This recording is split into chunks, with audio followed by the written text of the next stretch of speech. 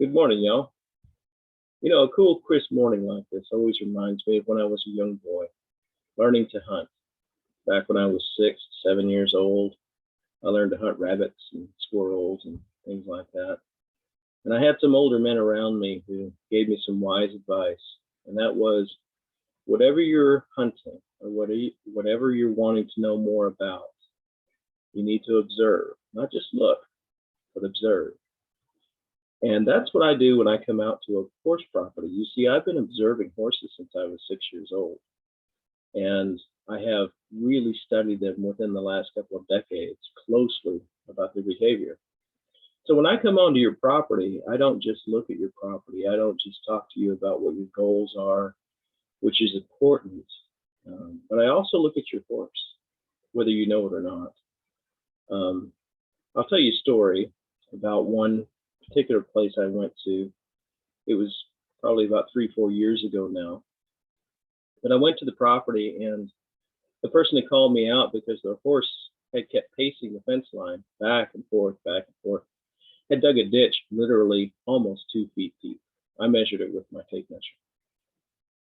And the owner wanted to know what they could do to fill in that ditch and make it firm so that the horse didn't dig into it. So I asked them a pretty obvious question to most of us: why do you think the horse is pacing? And they didn't know. And I looked around and I said, is this your only horse? And they said, yes. So then I also observed that there were trees just beyond the fence line that was blocking the view of the horse. And the horse was trying to see the house, because at the house, looking down on the horse's pasture, was a big window. And in that window was a dining room table. And that is where the family would gather every evening for a meal. Also, behind the horse was a forest full of bears, coyotes, whatever. So that horse was spending that time going back and forth, trying to get a view of its herd, because that family was the only herd it had. It also was trying to see something safe, its herd, inside that home. Whereas behind it, it didn't want to turn around and look because something bad could be back there. So what did I do? Well, I told them how to fill in the ditch, and I told them how to make it a little firmer. But I also suggested that they take out some of the trees so that the horse could see it. And the next important thing was to get the horse a companion.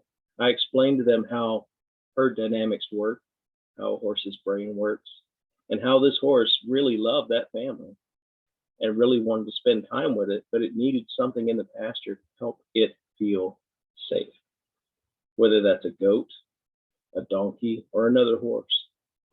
They eventually got another horse, and things worked out well. But I tell you that story so that you know that when I come out onto your property, I'm not just looking at the property itself. I'm not just listening to your goals. I'm not just thinking about fencing or whatever. I'm also looking at your horse, and I'm wondering, what is it that's making that horse tick? What is it that is making that horse do whatever it is that may be a challenge to you? So when you have me out to your property, that's what I do. So I hope you give me a call. I'm Michael Hipp with Hipp Equine Consulting, 806-268-1906, or you can reach me at hippequine@outlook.com. I hope to see you all soon. Have a great day.